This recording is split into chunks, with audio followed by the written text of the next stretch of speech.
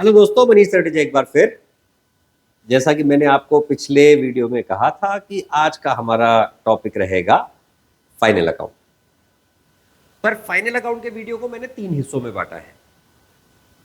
पहले पार्ट में हम लोग समझेंगे कि हमने आखिर प्रेजेंट कहां कहां क्या क्या करना है। फिर दूसरा हमारा एडजस्टमेंट आएगा, एडजस्टिंग एंट्रीज को कैसे करना है और आखिर फाइनल अकाउंट बनाने कैसे है। तो पहले हिस्से में फाइनल अकाउंट में हमसे पूछा क्या जाता है। पहले आईसीएआई सिर्फ फाइनल अकाउंट के डायरेक्ट क्वेश्चन पूछा करती थी जो आपको 12th स्टैंडर्ड में आया करते थे, पर अब आईसीएआई ने थोड़े से चेंजेस कर दिए हैं। चेंजेस क्या? पहला, अब वो कंसेप्चुअल क्वेश्चंस पूछने लगे हैं। मतलब आपसे पूछा जाएगा कि एक पर्टिकुलर एडजस्टिंग एंट्री है, एक पर्टिकुलर एडजस्टमेंट है, उसकी एडजस्टिंग एंट्री क्या होगी, उसको प्रॉफिट एंड लॉस अकाउंट में कैसे प्रेजेंट किया जाएगा, उसको बैलेंस शीट में कैसे प्रेजेंट किया जाएगा। दूसरे टाइप का क्वेश्चन आएगा कि आपको एक काइंड ऑफ इनसफिशिएंट इंफॉर्मेशन दी जाएगी और उसको आपको कंप्लीट करना पड़ेगा। जैसे प्रॉफिट हमने ऑलरेडी कैलकुलेट कर लिया पर उसमें कुछ एडजस्टमेंट है, अब आपको प्रॉफिट वापस से कैलकुलेट करना है और उसकी बैलेंस शीट बनानी है। और तीसरे टाइप के क्वेश्चन होते हैं जो कॉम्प्रहेंसिव काइंड ऑफ क्वेश्चन होते हैं, पर उसमें भी आईसीएआई ने अब चेंजेस क्या किए हैं कि सिर्फ मैन्युफैक्चरिंग अकाउंट पूछ लिया, सिर्फ trading profit and loss account पूछ लिया, या फिर ट्रेडिंग प्रॉफिट लॉस के साथ बैलेंस शीट भी पूछ लिया। तो वैरायटी ऑफ क्वेश्चंस आते हैं when it comes to the final account.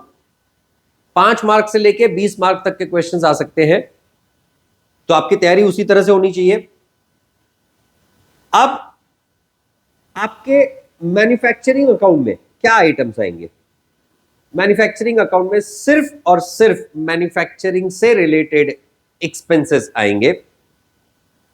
Debit side में आएगा रॉ मटेरियल और डब्ल्यूआईपी का ओपनिंग स्टॉक, रॉ मटेरियल की परचेज।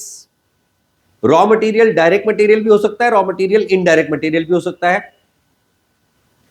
डेबिट साइड में और आएगा labour charges, labour fix charges भी हो सकते हैं, लेबर वेरिएबल चार्जेस भी हो सकते हैं।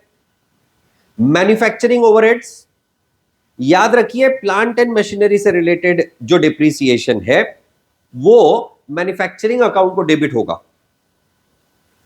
और अगर बाय प्रोडक्ट या फिर sale of scrap of raw material दिया गया है तो ये मैन्युफैक्चरिंग अकाउंट के क्रेडिट साइड पे जाएंगे, और साथ ही साथ मैन्युफैक्चरिंग अकाउंट को क्रेडिट किया जाएगा closing stock of raw material और डब्ल्यूआईपी के साथ।